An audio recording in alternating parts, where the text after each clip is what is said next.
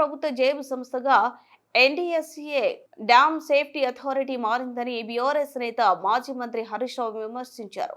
Assembly ఎన్నికల ముందు ప్రాథమిక పార్లమెంటు ఎన్నికల సమయంలో మధ్యంతర రిపోర్టు బీఆర్ఎస్ రజతోత్సవ వేళ తుది రిపోర్టు ఎన్డీఎస్ విడుదల చేయడం వెనుక బీజేపీ కాంగ్రెస్ కుట్ర ఉందని మండిపడ్డారు.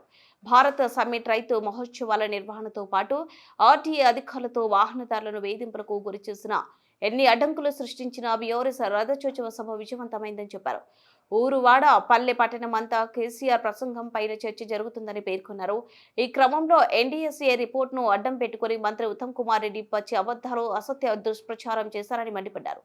ఎన్డీఎస్ ఏర్పాటు బిల్లును కాంగ్రెస్ పక్షాన లోక్సభలో వ్యతిరేకించిన ఇదే ఉత్తమ్ కుమార్ రెడ్డికి బీఆర్ఎస్ మీద విమర్శలు చేయడానికి ఇవాళ NDSA report Bhagavad Gita, Quran, Bible లాగా కనబడుతున్నది అని విమర్శించారు. మేడిగడ్డ నిర్మాణంలో అవినీతి జరిగిందని ఎన్డీఎస్ఏ ఎక్కడా చెప్పలేదని, కానీ అవినీతి జరిగిందని చెప్పడానికి ఉత్తమ్ ప్రయాసాలు చేస్తూ జాలేసిందన్నారు. బీజేపీలు కుమ్మక్కై చేస్తున్నటువంటి విషయం ఇవాళ స్పష్టంగా అర్థమవుతా ఉంది. ఇప్పుడు ఎస్ఎల్బీసీ కుప్పకూలిపోయింది. ఇదేదో డిజాస్టర్స్ అని మాట్లాడుతుండు ఉత్తమ్ కుమార్, ఒత్తి పలుకుతుండు. ఎస్ఎల్బీసీ కంటే పెద్ద డిజాస్టర్స్ ఏంది? ఆగమాగం పోయి తొందరగా పనిచేయవి. 8 మంది ప్రాణాలు తీసినావు. కనీసం శవాలను కూడా బయటకు తీయలేని చేతగాని దద్దమ్మ ప్రభుత్వం ఈ కాంగ్రెస్ ప్రభుత్వం. అంతకంటే డిజాస్టర్స్ ఇంకోటి ఉంటుందా మిస్టర్ ఉత్తమ్ కుమార్ రెడ్డి? 60 రోజులైంది. 60 రోజులైనా డెడ్ బాడీలను కూడా బయటకు తీయలేనటువంటి చేతగాని ప్రభుత్వం ఈ కాంగ్రెస్ ప్రభుత్వం. మీరు వచ్చినాక ఖమ్మం జిల్లాలో పెదవాగ్ కొట్టుకుపోయింది, సుంకిశాల కుప్పగూలింది, పాలమూరు ఎత్తిపోతల పథకంలో వట్టెం పంప్ హౌస్ నిండా మునిగిపోయింది, ఎస్ఎల్బీసీ టనల్ కూలిపోయి 8 మంది ప్రాణాలు బలిగొన్నావు నువ్వు. ఇంకా మీరేదో పెద్ద శుద్ధపూసల లెక్క మాట్లాడుతున్నారు. ఇవాళ చాలా విషయాలు పూర్తిగా సత్యదూరమైనటువంటి అబద్ధాలు మాట్లాడినటువంటి ప్రయత్నం చేసినారు. వారు మాట్లాడిన ప్రతిదీ కూడా నేను సాక్ష్యాధారాలతో ప్రూవ్ చేయడానికి రెడీగా ఉన్నా. ఉత్తమ్ కుమార్ రెడ్డి లైట్ అన్ని అబద్ధాలు మాట్లాడాడు, అసత్యాలు మాట్లాడాడు, అర్ధ సత్యాలు మాట్లాడాడు. ఇవాళ కాళేశ్వరం ప్రాజెక్టు గురించి అదేదో ప్రాణహిత చేవెళ్ల ప్రాజెక్టు మేము గొప్పగా కట్టినాం, మేమే స్టార్ట్ చేసినాం, మేమే పని చేసినాం. మరి మీరే పని చేస్తే ఎందుకు తమ్మిడిహట్టికి 8 ఏళ్ళు కాంగ్రెస్ ప్రభుత్వం అధికారంలో ఉంటే అనుమతి కూడా తేలేకపోయారు? మహారాష్ట్రలో కాంగ్రెస్ ప్రభుత్వం, ఆంధ్రప్రదేశ్లో కాంగ్రెస్ ప్రభుత్వం, ఢిల్లీలో కాంగ్రెస్ ప్రభుత్వం, 3 చోట్ల కాంగ్రెస్ ప్రభుత్వం ఉంటే 8 ఏళ్లలో మహారాష్ట్రాన్ని ఎందుకు ఒప్పించలేరు? ఎందుకు తమ్మిడిహట్టికి అంతర్రాష్ట్ర ఒప్పందం చేయలేదు? ఒకసారి సమాధానం చెప్తారా? Is it not the failure of Congress party? Congress ప్రభుత్వం నిర్లక్ష్యం కాదా? ఒకవేళ 8 ఏళ్లలో 8 ఏళ్ళు మీరే అధికారంలో ఉన్నారు, రాష్ట్రంలో, మహారాష్ట్రలో, కేంద్రంలో 3 చోట్ల అధికారం ఉండి తమ్మిడిహట్టికి అనుమతి మీరు తెచ్చుంటే, కట్టి ఉంటే ఇవాళ ఈ పరిస్థితి ఎందుకు వస్తుండే? ఆనాటి మహారాష్ట్ర ముఖ్యమంత్రి మన ముఖ్యమంత్రి కిరణ్ కుమార్ రెడ్డికి ఆ రోజు రాసిన లేఖ ఇది. ఏం రాసిండు?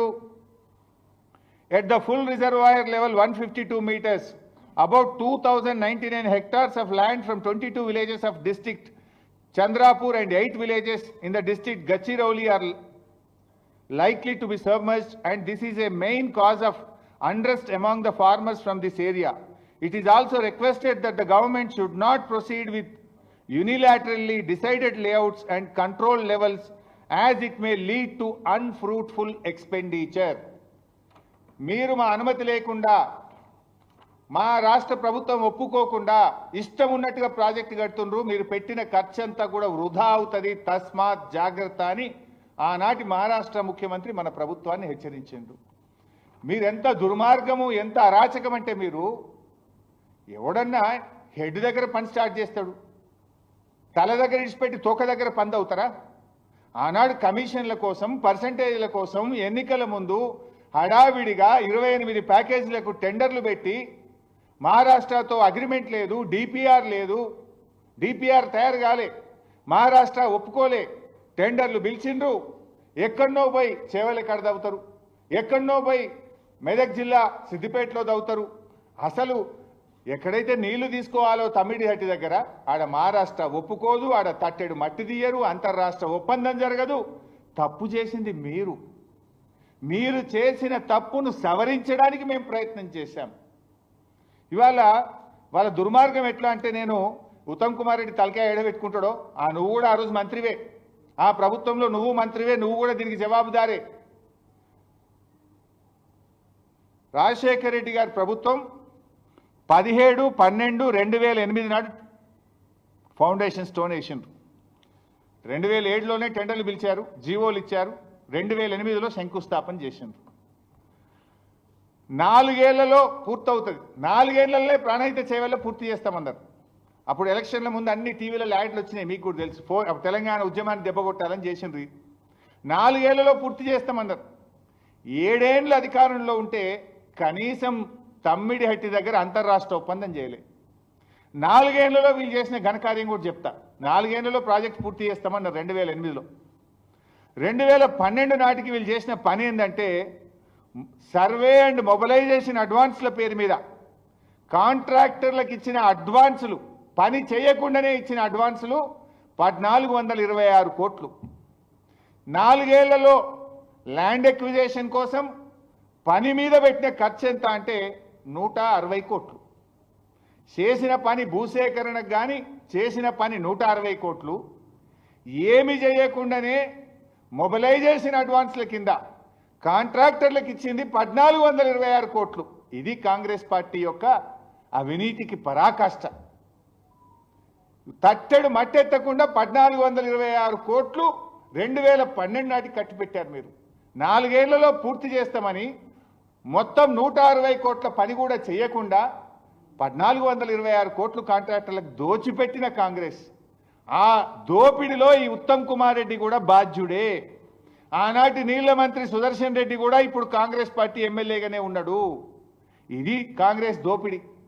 మేమొచ్చిన తర్వాత రివ్యూ చేసి సర్వే మొబిలైజేషన్ అడ్వాన్సులు రద్దు చేసినాం. ఇప్పుడు నేను చెప్పింది 4 ఏళ్లలో వీళ్ళు ఇచ్చింది 1426 కోట్లు. బై ద టైం కాంగ్రెస్ ప్రభుత్వం దిగిపోవడం లోపు సర్వే మొబిలైజేషన్ అడ్వాన్స్ పేరు మీద 2328 కోట్లు దోచుకొని తిన్నారు. 2328 కోట్లు మొబిలైజేషన్ అడ్వాన్స్ల పేరు మీద దోచుక తిన్నది, పందికొక్కుల్లాగా మెక్కింది ఆనాటి కాంగ్రెస్ ప్రభుత్వం. ఇంకా సిగ్గు లేకుండా ఉత్తమ్ కుమార్ రెడ్డి ఏదో మాట్లాడుతుండు. మేము వచ్చిన తర్వాత ఈ మొబిలైజేషన్ అడ్వాన్సులు రద్దు చేసినాం, సర్వే పేరు మీద ఇచ్చే అడ్వాన్సులు రద్దు చేసినాం. ఆ డబ్బంతా కూడా కాంట్రాక్టర్ల దగ్గర నుంచి రికవరీ చేసింది బీఆర్ఎస్ ప్రభుత్వం. ఇంకా నువ్వు మాట్లాడతావు సిగ్గు లేకుండా. ఇకపోతే ఇవాళ ఉత్తమ్ కుమార్ రెడ్డి గారు